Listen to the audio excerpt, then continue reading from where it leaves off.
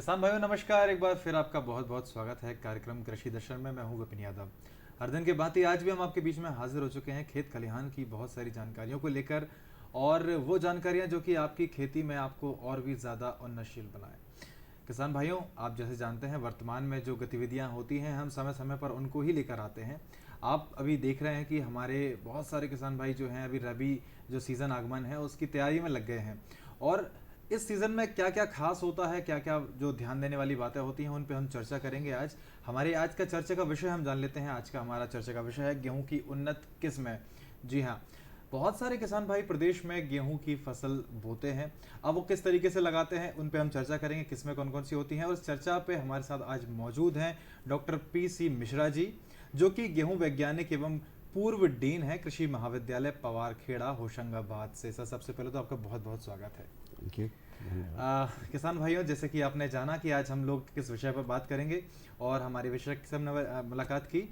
सबसे पहले सर मैं आपसे जानना चाहूँगा कि हमारे जो किसान भाई हैं वो जो समय होता है बुआई का उसको लेके काफ़ी संशय में रहते हैं। कब होना चाहिए, कितना महत्वपूर्ण समय हमें बुआई के लिए उचित समय जो होना चाहिए वो कैसा क्या हो, हमारे किसान भाई जानना चाहते हैं।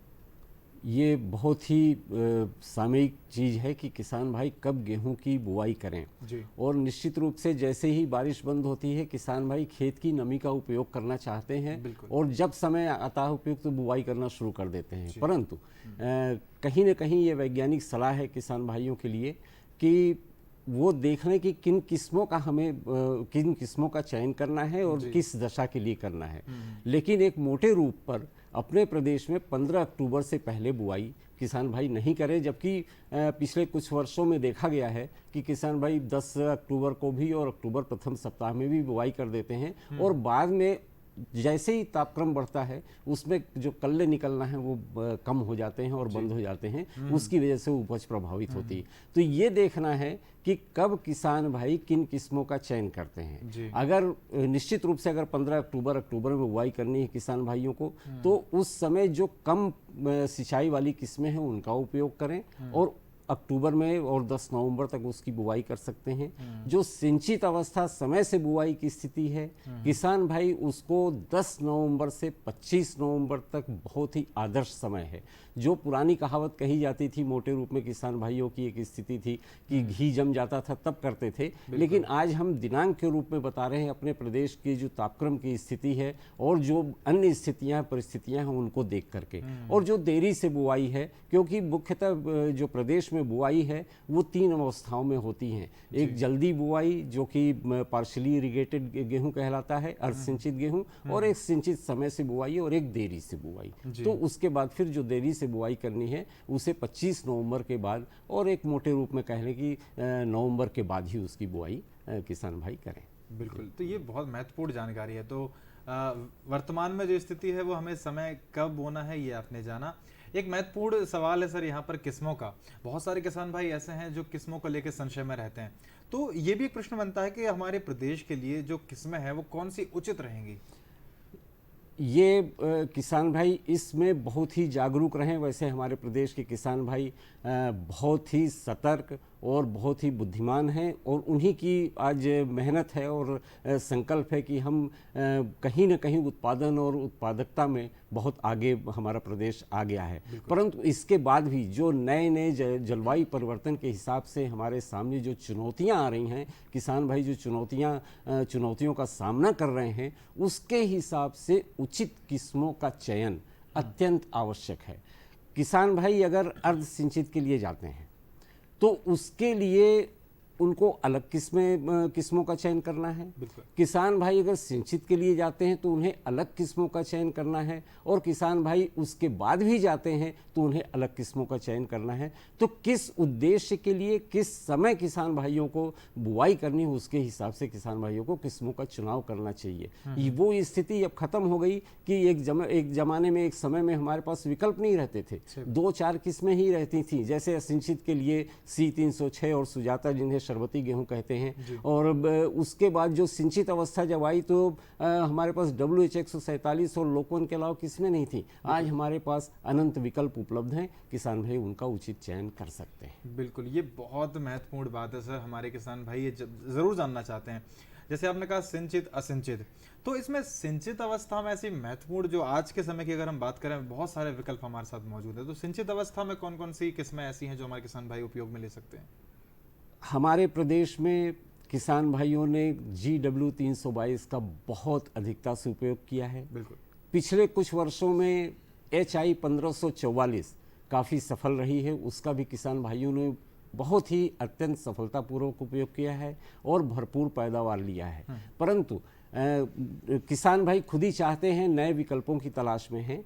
इनके विकल्प के रूप में जो आज नई किस्में हमारे पास आई हैं, जिनमें अन्य विशिष्ट गुण भी मौजूद हैं, वो किस्में हैं जो बिल्कुल एक लेटेस्ट किस्में बताऊं, उसमें JW 3465 एक किस्म आई है, JW 3382 जिनका बीज पर्याप्त मात्रा में अपने प्रदेश में उपलब्ध है। किसान भाई उनका उपयोग करें और काफ़ी पॉपुलर भी हो रही है, अच्छी उपज भी किसान भाई उससे पा रहे हैं। इसी तरह से जो उससे थोड़ी सी पुरानी किस्म है लेकिन काफ़ी एक अच्छी किस्म है, JW 1203, JW 1202, इन किस्मों का किसान भाई उपयोग करें। और कुछ नवीनतम किस्में अभी आई हैं, किसान भाइयों के पास उपलब्धता उनकी है, और उनमें वो किस्म है JW 1323, एक बिल्कुल नवीन किस्म है। हालांकि इसके बीज की थोड़ी सी अभी इस वर्ष, विशेष रूप से इस वर्ष, क्योंकि ये सीड चेन में आ रही है ये किस्म, तो लेकिन आने वाले दिनों में ये उपलब्ध हो जाएगी।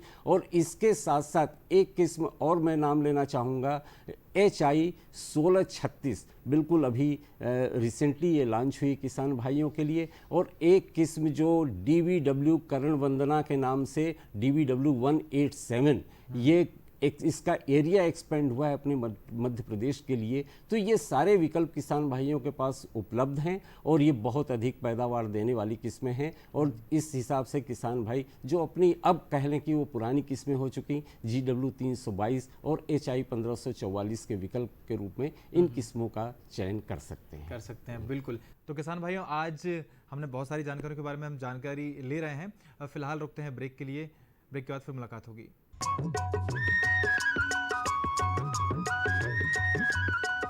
अरे सुन तो। मुझे क्या सुनाना चाहते हो? जो सुनाओ मेरी सौतन को। किसको? अरे वही तुम्हारा मोबाइल फोन जिससे सुबह शाम दिन रात चिपके रहते थे और कहते थे किसान कॉल सेंटर से बातें हो रही हैं। अच्छा ये बात है। हाँ, क्यों? क्या हुआ?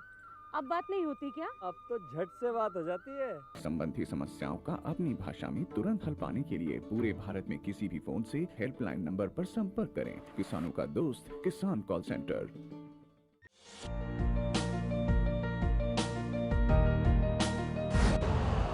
यूरिया का स्वदेशी उत्पादन 70 लाख टन बढ़ाने के लिए 6 उर्वरक संयंत्रों का उद्धार किया जा रहा है।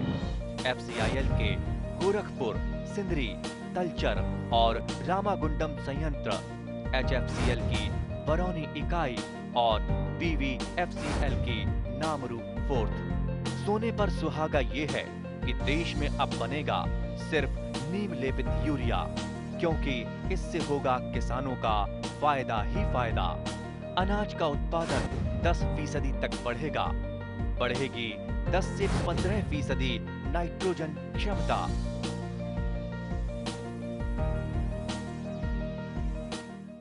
तो ये जो जानकारियां जो सर ने दी, उम्मीद है आपने एक पेपर और पेन से आपने लिखा होगा, और नीचे आपको स्क्रॉल भी हो रहा है। अगर आप सुनने में अभी लेट हो गए तो आप नीचे स्क्रॉल जो हो रहा है उस पर आप लिख सकते हैं, कंटिन्यू देख सकते हैं। तो ये जो किस्में सर बहुत महत्वपूर्ण है, हमारे किसान भाई ज़रूर इसको उपयोग में लेकर आएंगे। एक और चीज़ है सर, कठिया गेहूँ का। तो जो कठिया गेहूँ चल रहा है उसका भविष्य किस प्रकार देखते हैं हम? देखिए, हमारे प्रदेश में जो पुराने किसान भाई हैं उनको ये याद होगा कि हमारा प्रदेश ही कठिया प्रदेश के नाम से जाना जाता था। जिस प्रकार से कि ये शरबती प्रदेश जाना जाता है, शरबती गेहूं का क्षेत्र जाना जाता है, उसी तरह से कठिया गेहूं का प्रदेश जाना जाता था। आज की स्थिति में जैसे जैसे हमारे पास सिंचाई के साधन बढ़े और उन्नतशील किस्में आई, थोड़ा सा कठिया गेहूं का एरिया कुछ कम हुआ था। लेकिन पिछले कुछ वर्षों में आप देखें, 4-5 वर्षों में अच्छी किस्में आने की वजह से कठिया गेहूं की तरफ किसान भाइयों का रुझान भी बढ़ा है। और उसके लिए जो अगर देखें आप तो तेजस किस्म जो HI 8759 थी वो काफ़ी प्रचलित हुई किसान भाइयों के बीच, और इसी प्रकार से MPO 1215 ये 2 किस्में बहुत प्रचलित हुई हैं। लेकिन मैं यहाँ एक चीज़ और ऐड करना चाहूँगा, जिन किसान भाइयों के पास सीमित सिंचाई के साधन हैं या अर्ध सिंचित है, देखिए असिंचित रकबा तो बचा नहीं है प्रदेश में, सीमित सिंचाई 1 से 2 सिंचाई के साधन हैं, वहाँ किसान भाई कुछ किस्मों का चयन कर सकते हैं, उसमें कठिया भी हैं और पीसी भी हैं। उदाहरण के तौर पर JW 3288 जो शरबती किस्म है, बहुत अच्छी किस्म है, JW 3020 है, JW 3173 है, इन किस्मों का चुनाव कर सकते हैं। एक और किस्म है जिसका दाना बहुत अच्छा है, JW 3211, और जैसा आपने अभी प्रश्न उठाया कठिया किस्मों का, उसमें भी हमारे पास कठिया किस्मों के लिए विकल्प उपलब्ध हैं।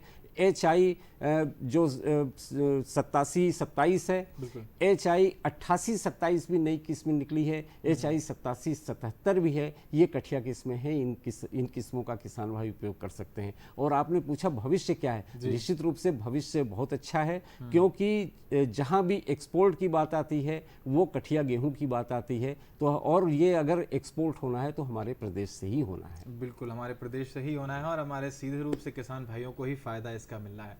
तो ये जो बात थी ये हमारी किस्मों की थी। एक और बात सर आपने कही सिंचित असिंचित, हमने जो प्राथमिक अवस्था में अगर हम बात करें तो हमारे किसान भाइयों ने जाना कौन सी हमारी किस्मों का चयन करना है। जो किसान भाई अगर थोड़ा सा लेट हो जाते हैं, देरी हो जाती है, तो ऐसे में देरी से बोने वाली किस्में कौन कौन सी हैं? बहुत सारे किसान भाई को सवाल रहता है ये भी। अपने प्रदेश में देखिए पिछले कुछ वर्षों में धान का रकबा बढ़ा है और प्रायः काफ़ी क्षेत्र इसमें आ गया है धान के रकबे में। उसकी वजह से निश्चित रूप से किसान भाई को विलंब हो जाता है कहीं न कहीं बुआई में जी। और अगर 25 नवंबर के बाद किसान भाइयों को बुआई करनी है, ये बहुत ही आसान बात है। जो हमारे पास बीज हैं हम उनको अक्टूबर में भी लगा दे रहे हैं, नवंबर में भी लगा दे रहे हैं और दिसंबर में भी लगा दे रहे हैं। इसमें अगर विलंब होता है तो हमारे पास आज चॉइस है, हमारे पास चयन के लिए विकल्प उपलब्ध हैं। और अगर देरी से किसान भाइयों को कोई किस्म लगानी है, दिसंबर तक लगानी है, 15 दिसंबर तक एक तरह से कहें कि उसके बाद तो किसान भाई हालांकि बोते हैं लेकिन पैदावार काफ़ी कम मिलती है। लेकिन जो किस्म है वो JW 3336 और एक नई किस्म निकली है HI 1634, ये किस्में बहुत अच्छी हैं। और नई किस्मों में एक और नाम मैं जोड़ना चाहूँगा कड़ी में, वो है CG 1029। ये किस्म बहुत बढ़िया किस्में हैं और इन किस्मों को किसान भाई लगा सकते हैं। एक किस्म जो MP 1203 के नाम से, JW 1203 के नाम से जानी जाती है, वो कि उसका बीज पर्याप्त मात्रा में अपने प्रदेश में उपलब्ध है। इन किस्मों का किसान भाई चयन करें और उससे जो है भरपूर उत्पादन किसान भाई ले सकते हैं। तो ये भरपूर उत्पादन ले सकते हैं, तो किसान भाइयों को यही तो करना है। हमारे किसान भाइयों को इस कार्यक्रम को देखते हुए, और जैसे कि हमारे विशेषज्ञ हैं जो एक्सपर्ट जो हमारी राय देते हैं, वो राय से आपकी उत्पादन को बढ़ाना है और सीधा रूप से निश्चित रूप से आपको फ़ायदा लेना है। तो ये जो जानकारियां हैं सर किस्मों के बारे में आपने जानी है किसान भाइयों। अब हम बात करेंगे सर जो न्यूट्री रिच किस्मों की बात हो रही है आजकल, ये शब्द बहुत सुनने में आ रहा है न्यूट्री रिच। तो किस प्रकार से देखते हैं इसको, क्योंकि ये हमारे माननीय प्रधानमंत्री जी भी इसका जिक्र कर चुके हैं। किसान भाइयों के लिए ये किस रूप में मिलने वाला है? आप देखें अभी कुछ दिनों पहले, एक हफ्ता भी नहीं हुआ है शायद, हमारे देश के माननीय प्रधानमंत्री जी ने विभिन्न फसलों की 35 किस्मों को डेडिकेट किया है किसान भाइयों के लिए, देश के लिए। और वो न्यूट्री रिच किस्मों के नाम से हुई हैं डेडिकेट, जो समर्पित की गई हैं कल्टीवेशन के लिए, उगाए जाने के लिए। उन किस्मों की पहले न्यूट्री रिच की चर्चा नहीं होती थी, क्योंकि पहले बात थी फूड सिक्योरिटी की बात छोड़ दें, हम तो सरप्लस में आ गए फूड की, जहाँ तक अवेलेबिलिटी की सवाल है, उपलब्धता की सवाल है। तो गेहूं में हम सरप्लस उत्पादन में हैं, प्रचुर उत्पादन है हमारे पास। तो यहाँ पे आती है बात न्यूट्रिशनल सिक्योरिटी की। सही बात। जो हमारी खाद्य सुरक्षा के बाद जो पोषक तत्वों की सुरक्षा है, हमें उसको देखना है। इसीलिए जो हमारा जो उद्देश्य है बायो फोर्टिफाइड वेराइटीज अब डेवलप करने का, कि किसान भाई पेट तो भरे ही भरे, उसके साथ साथ उनको पोषक तत्व कितना चला जाए शरीर में, जिससे उनके बच्चों का, महिलाओं का और वयस्कों का जो है शरीर जो है स्वास्थ्य में वृद्धि हो। इस हिसाब से उसमें जो जिंक की मात्रा, आयरन की मात्रा और इस तरह से अन्य पोषक तत्वों की मात्रा, उसमें विटामिन ए भी आ जाता है और प्रोटीन भी आ जाती है, इनकी मात्रा किस तरह से बढ़ा दी जाए। और आज जो किस्में हमारे जो डेवलप हुई हैं, हमारे प्रदेश में उपलब्ध भी हैं, देश में तो उपलब्ध हैं, हमारे प्रदेश के लिए विशेष रूप से हैं, जो न्यूट्री रिच वेराइटीज़ हैं, उसमें JW 1203 और एक अभी नई किस्म, मैं दो तीन किस्मों का नाम लेना चाहूँगा इसमें, JW 3465 और JW 1323 बिल्कुल नई किस्म, और माननीय प्रधानमंत्री जी ने अभी जो लॉन्च की है उसमें HI 1636 किस्म, ये सारी की सारी न्यूट्री रिच किस्में हैं। मैं यहाँ विशेष रूप से ये उल्लेख करना चाहूँगा कि JW 3465 और JW 1323 ऐसी किस्म है जिसमें कि किसान भाई 15% तक प्रोटीन प्राप्त कर सकते हैं। और ये उल्लेख करना आवश्यक है कि पहले हमारे जो प्रदेश में गेहूं होता था, निश्चित रूप से अन्य प्रदेशों की अपेक्षा उसमें प्रोटीन की मात्रा लगभग 1% ज़्यादा रहती थी, लेकिन वो 10-11% से ज़्यादा नहीं जाती थी। लेकिन जिन दो किस्मों का मैंने उल्लेख किया है, इनमें 15% तक प्रोटीन की उपलब्धता है और ये बहुत ही अच्छी मात्रा कही जाती है। और इतने प्रतिशत की मात्रा हम पहले सोच नहीं सकते थे कि हमें खेतों में मिलेगा। और जब हम हाई प्रोटीन की बात करते थे तो वहाँ में कठिया गेहूं ही याद आता था, लेकिन आज हमने कठिया गेहूं के बराबर और कहीं बेहतर स्थिति पीसी गेहूं में भी पाली है। ये बहुत बड़ी उपलब्धि है और किसान भाइयों के लिए ये उपलब्ध है किसमें कल्टीवेशन के लिए। मैं यहाँ एक चीज़ अगर समय का उपयोग करना चाहूँगा, उल्लेख किसान भाइयों को कि न्यूट्री रिच की वैरायटी की आवश्यकता इसलिए भी पड़ी कि आज जो फास्ट लाइफ चल रही है हमारे बच्चों की, हमारे महिलाओं की, वर्किंग लेडीज़ भी हैं, वर्किंग बच्चे भी हैं, और वो कहीं ना कहीं फास्ट फूड की तरफ जा रहे हैं। फास्ट फूड मतलब चाउमीन की तरफ जा रहे हैं, पास्ता की तरफ जा रहे हैं। पता लगा ऑफिस से हमने सिर्फ नूडल्स खा लिया, सिर्फ चाउमीन खा लिया, सिर्फ पास्ता खा लिया, क्या हम उनसे उतने पोषक तत्व पा रहे हैं जो हमें पर्याप्त खाने से मिलता है, रोटी से मिलता है, दाल से मिलता है? तो ये भी हमें ध्यान रखना है। तो इसके लिए हमने प्रोडक्ट स्पेसिफिक वैरायटी भी पैदा की है। पहले ये नहीं होता था, पहले था गेहूं है, लेकिन हमने विशिष्ट उत्पाद हेतु विशिष्ट किस्में इजाद की हैं। उदाहरण के तौर पर जो हमारी एक कठिया किस्म है MPO 1255, जिनका हमने पूर्व में उल्लेख नहीं किया, वो किस्म पार्शियली इरिगेटेड कंडीशन के लिए है MPO 1215। इसमें तेजस किस्म भी शामिल है और ये विशेष रूप से पास्ता प्रोडक्ट के लिए ही ये उत्पादित की गई हैं। और ये काफ़ी इनमें पोषण तत्वों की जो मात्रा है वो बहुत अधिक मात्रा में है। जैसे पहले हमें 25-30% से ज़्यादा PPM से अधिक हमको जिंक और आयरन नहीं मिलता था, लेकिन आज हमें ये ऐसी किस्में ईजाद करनी हैं कि जिसमें 40 से 45 PPM तक भी हमें आयरन और जिंक मिल रहा है। तो ये एक बहुत बड़ी उपलब्धि है, हमारे किसान भाई उनका लाभ उठा सकते हैं, जिससे हमारे बच्चों को अच्छा से अच्छा पोषण आहार मिल सके। बिल्कुल सर, बहुत बहुत धन्यवाद आपका इतनी महत्वपूर्ण जानकारी हमारे किसान भाइयों को देने के लिए। किसान भाइयों, फिलहाल समय हो चुका है अब आपसे विदा लेने का, लेकिन चलते चलते आप बने रहिए खबरें खेती के साथ में।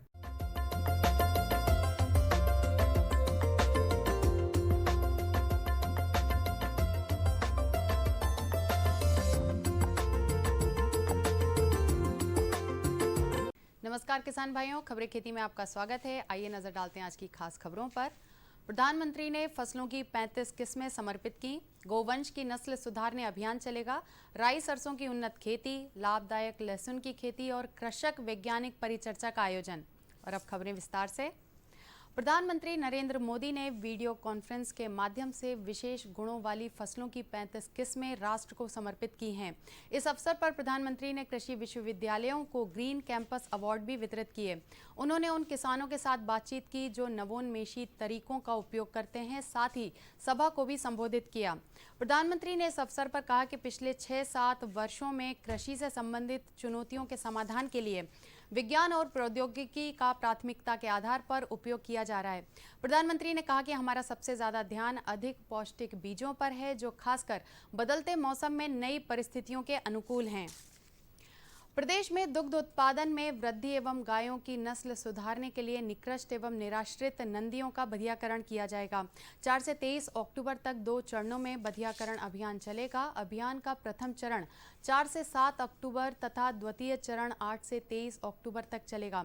पशुपालन एवं सामाजिक न्याय मंत्री प्रेम सिंह पटेल ने बताया कि प्रथम चरण में 4 से 7 अक्टूबर तक प्रदेश की समस्त गौशालाओं में निकृष्ट नंदियों का बधियाकरण किया जाएगा। द्वितीय चरण में 8 से 23 अक्टूबर तक प्रदेश के समस्त विकास खंडों में ग्राम पंचायतों व ग्रामों में बधियाकरण किया जाएगा। श्री पटेल ने पशुपालकों एवं किसानों से इस अभियान का लाभ लेने का अनुरोध करते हुए कहा कि वे अपने निकृष्ट एवं निराश्रित नंदियों का बधियाकरण करवा लें। इससे अच्छी नस्ल की गायों के वंश में वृद्धि होने के साथ साथ दुग्ध उत्पादन भी बढ़ सकेगा। राई सरसों की खेती से अधिक लाभ लेने के लिए खेत की पहली जुताई मिट्टी पलटने वाले हल से करने के बाद पाटा लगाकर खेत को बुरबुरा बना लेना चाहिए। यदि खेत में नमी कम हो तो पलेवा करके तैयार करना चाहिए। राई सरसों की उन्नतशील प्रजातियां नरेंद्र अगेती राई 4, वरुणा T59, बसंती पीली, रोहिणी माया, उर्वशी नरेंद्र स्वर्णा, राई 8 पीली, नरेंद्र राई NDR 8501 एकांती हैं। असिंचित क्षेत्रों के लिए प्रजातियां रू वैभव वरुणा T59, विलंब से बुवाई के लिए प्रजातियां रू आशीर्वाद वरदान प्रमुख हैं। लहसुन की अच्छी खेती के लिए अक्टूबर एवं नवंबर का महीना उपयुक्त है। इस मौसम में लहसुन का कंद बेहतर होता है। लहसुन की सभी प्रकार की हल्की से भारी भूमि में उगाया जा सकता है। बलुई, दोमट, अच्छी जल निकास वाली, पानी को बांध कर रखने वाली और अच्छी जैविक खनिजों वाली भूमि लहसुन के लिए सर्वोत्तम मानी जाती है। लहसुन की उन्नतशील किस्में PG 17, यमुन सफ़ेद, IC 49,381, Solan, Agrifound white 41G प्रमुख हैं। मिट्टी के भुरभुरा होने तक खेत की 3 से 4 बार जुताई करें और मिट्टी में जैविक खनिजों को बढ़ाने के लिए कंपोस्ट डालें। खेत को समतल करके क्यारियां बना लें। लहसुन लगाने का समय सितंबर के आखिरी सप्ताह से अक्टूबर का अंतिम सप्ताह उपयुक्त माना जाता है। पौधे से पौधे का फासला 4.5 सेंटीमीटर और कतारों का फासला 15 सेंटीमीटर रखें। लहसुन की गांठों को 3.5 सेंटीमीटर गहरा और उसका उगाने वाला हिस्सा ऊपर की तरफ रखें। लहसुन लगाने के लिए केरा ढंग का प्रयोग करें। बिजाई हाथों से या मशीन से की जा सकती है। लहसुन की गांठों को मिट्टी से ढककर हल्की सिंचाई करें। लहसुन की 225 से 250 किलोग्राम बीज प्रति एकड़ में उचित दर मानी गई है। कृषक वैज्ञानिक परिचर्चा का आयोजन। कृषि विज्ञान केंद्र बैतूल बाजार बैतूल में प्रधानमंत्री के मार्गदर्शन में संचालित जलवायु अनुकूल प्रजातियों, प्रौद्योगिकी एवं कार्य प्रणालियों के व्यापक अभियान कार्यक्रम का सीधा प्रसारण 132 किसानों को दिखाया गया। कार्यक्रम के उपरांत कृषक वैज्ञानिक परिचर्चा का आयोजन किया गया, जिसमें केंद्र के प्रमुख डॉक्टर VK वर्मा द्वारा सभी किसानों को कार्यक्रम के उद्देश्यों पर प्रकाश डाला। इस कार्यक्रम में केंद्र के सभी वैज्ञानिक अधिकारी एवं कर्मचारी सक्रिय रूप से शामिल हुए। तो किसान भाइयों, कृषि खबरें खेती में आज इतना ही। साथ ही मुझे दीजिए आज्ञा। नमस्कार।